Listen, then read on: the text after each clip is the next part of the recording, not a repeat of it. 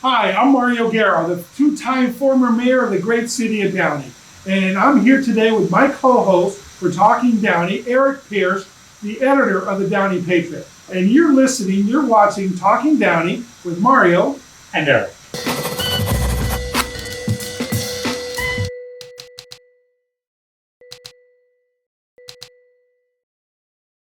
Welcome to our show. We're here today with Nader Moghaddam. I got that. Nader Moghaddam. He's the CEO of Financial Partners Credit Union. He also happens to be the CEO of the Columbia Memorial Space Learning Center, which we're here right now, sitting in the astronaut room. The lunch room. The lunch room. Yes, absolutely. So, Nader, first of all, thank you for being here. Welcome to our show. Well, thank you very much. One slight adjustment there. I'm chairman of the foundation at Columbia Space Center. The CEO, the president was here earlier. Dig out earlier. But anyways, I always love to get the promotion. Chairman of the board means that he gets to dictate, and he gives so much of his time and value. So we appreciate it. It's all labor of love, and of course. Your question was? So thank you for being here. Well, Financial Partners Credit Union, okay, which you're the CEO of, and is now a proud sponsor of Talking Downey, okay? And we're looking forward to that because of their community involvement. They wanted to make sure that there was an avenue to get a lot of different messages out. But I want to talk especially about that. So Nader, tell us a little bit about the history of Financial Partners Credit Union and with Downey, and obviously you have 85,000 members. So tell us a little bit about that. Yeah, it's great. History of Financial Partners is very interesting because it really sort of parallels the development of Downey, right? It was established back in 1937 by 5 employees of then North American Aviation coming together. I think it was right after the recession. If you were in there, was not a lot of credit facilities available to people. Banks were very tight those days. A lot of them had gone out of business. So what happened was these 5 people got together and said, let's pool our resources, create a credit union so we can basically help with making loans, make funds available to our colleagues. And that happened at this site over here in North American Aviation.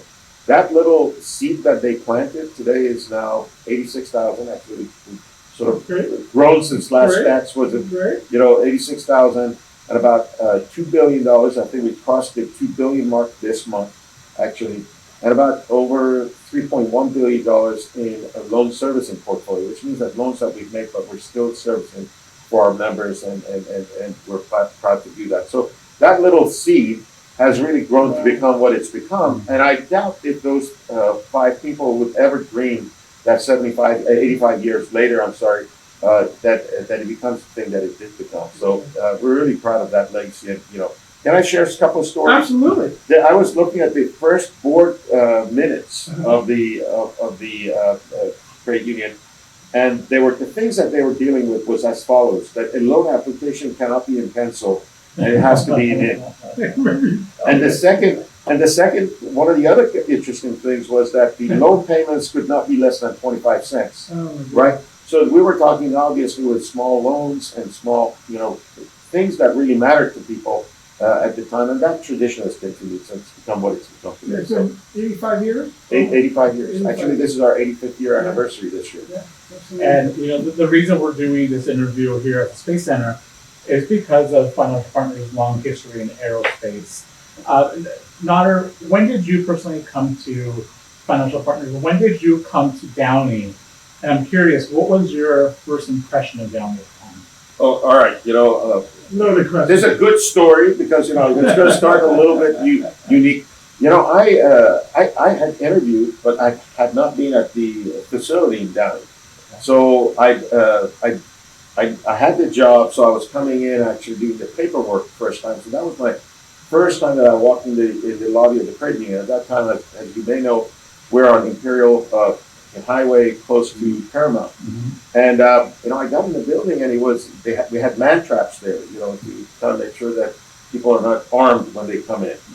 So that was interesting. And then I got in, and it was really it was a bit of a hodgepodge of a place, to be honest with you. And then the Imperial Highway didn't have the divider that we have, that green, nice green. It was like an airstrip. It was like an airstrip, and I almost turned around and said, I don't know if I want to be here. No, but you know what? Look at what has happened over time. The credit union has grown, but really the community has grown. I mean, the Imperial Highway, that is one example, but renovation of downtown and vibrancy of downtown, promenade, all the other developments around the city that has occurred, it's been wonderful. Downey in in 2005 when I first came to Downey and started my job. Downey at that time it felt like a city that was still stuck in the 60s. Downey today is a vibrant, exciting place to be, and I think that's a parallel story for both our organization, but more importantly for Downey as a whole. Yeah, absolutely. Nader, I first met you, and we were talking about this earlier, in 2009. I was blessed to be the mayor of this great city, and when we dedicated the Columbia Memorial Space Learning Center, and you were there that day. And that's our first time that we had a chance to meet. Absolutely, and I at that time, I really didn't know much about the exact, support of the city for the building and what it was going to become. But I remember I was, sitting in that grassy area outside where all the dignitaries were speaking about the history and so forth. I was smitten at that time. I felt that this is a gem, of an institution for the community as a whole, and I think that it separates Downey from a lot of other communities because it celebrates its wonderful history.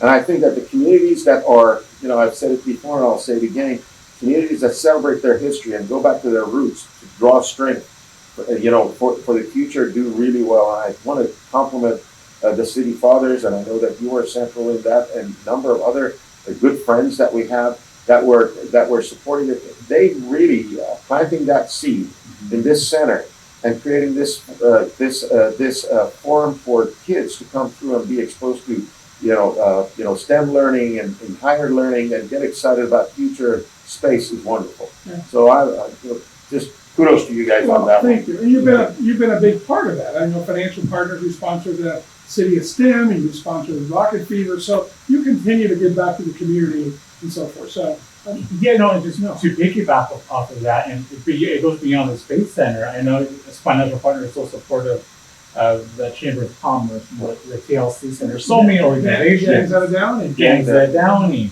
Why is that so important to financial partners? Well, it's a love that we give to the community, and it's a love we get back. Whether it's the Christmas parade, whether it's Gangs Out of Downey, whether it's Space Center, whether it's YMCA, whether it's Chamber, whether it's Rotary, all of these, groups that we're involved in. I really feel that, again, I don't want to, you might think that, I'm just doing too much of it. I'm not. Downey is like Nader in a way. I mean, it's a big community, but it's got the connectivity that of a lot of caring people that always are involved in helping this community go forward. So I really, it's a gem, right. And I lived most of my life here because all my waking hours are in Downey, by and large, and I think that we've really created a wonderful community here. So it's really thanks to folks like you on this talk show, and I don't want to, it's really wonderful because you're bringing so much history and so much stories that are relevant to day-to-day lives of folks in Downey and the community here, and re-emphasize this network that we have here, which is wonderful. So, thank you. Thank you on that. Yeah. So Nader, for folks that are listening and in hearing, tell us the difference between a credit union and a bank, okay? Because a lot of people don't think, I can't join a credit union, I'm not part of a union, because the word union is in there, or whatever reason. Right. But distinguish that for all the viewers out there, because there's so much that you guys do. Sure. Banks, by and large, it's really about the structure of the company, the organizations. Banks are either stock owned or privately held entities that are answerable to to the equity holders, which is their stockholders or sometimes smaller banks that are privately held. The credit unions are owned by anybody who does business with a credit union. So if you're a member of a credit union or if you have an account at a credit union, you're automatically a member of the credit union and you're part owner of the credit union. So you're the stockholder. So the mindset is I'm not serving my customers. I'm actually serving my owners. So that's one bit of difference. It's interesting how I came into it. I used to be a commercial banker back in 1983 when I started at a actually second largest bank in the state of California. Then I went and worked for a savings and loan thrift, second largest thrift in the country at that time. And then by happenstance, an accident, I basically ended up at the credit union. I remember when, I'm digressing here, but bear with me. I was in VP of corporate planning at a very large bank. And I was preparing, I remember, market share data for the board of directors. And the credit unions were that 3% little slice in there. And I was saying, who are these people? What are they all about?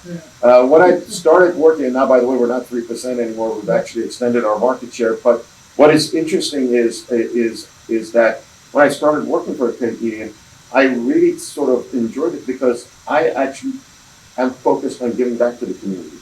I am actually more focused. I'm not just for answering for my profits, but I'm also answerable to the good that we do in the community and the involvement we have on behalf of our member owners. So it's a different mindset, and I enjoy it more. So as a professional, I feel that it's much more central to my core beliefs. If you will. I think there is sometimes a misconception that maybe at a credit union you don't get the same services that you can at a bank. But can you get like a mortgage or a car loan? Absolutely. Yeah. Last year we originated $1.3 billion in loans. Mortgages, credit cards, auto loans, business loans, you name it. We offer it. We have a killer mobile app, which stands second to none. And I think that you've got 7-day banking, you've got extended hours service. We've got now close to 21 locations in the state of California. A lot of them, obviously, 2 in Downey and so forth.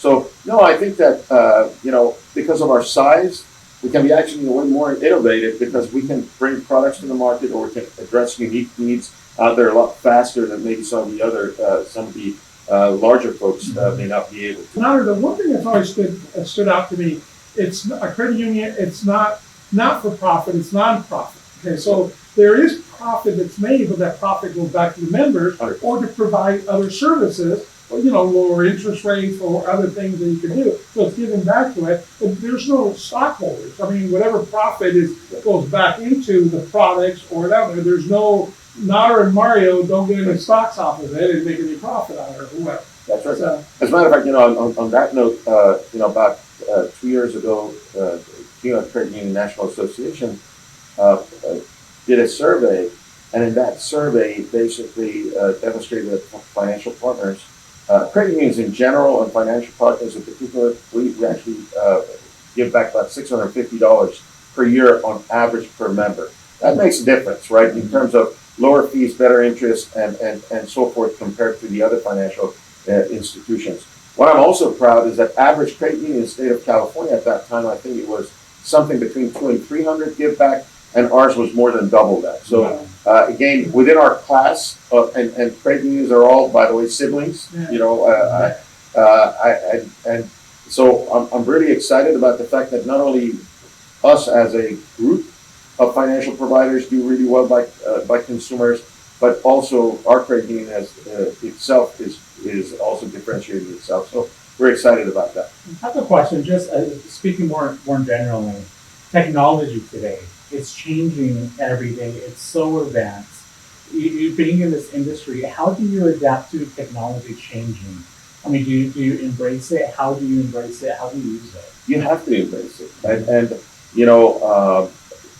few examples are, people thought, by the way, I'm aging myself here. I remember there was a time when ATMs came out and people thought, okay, that's the end of the branches. Yeah. And then I remember when Citibank started its computer banking, it used to be called back in the early 80s, where they tested it in Manhattan and it flopped. But people said, okay, that will never work. But things evolve. Right now, today, financial partners, we do 1.2 million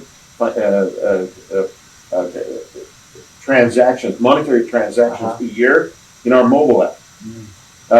That's one, and our branch transactions is about 350,000. So, but a lot of the members who are using the branch are also using their mobile. So it's not that or, it's an and. So consumers today want to be able to get in touch with you on phone.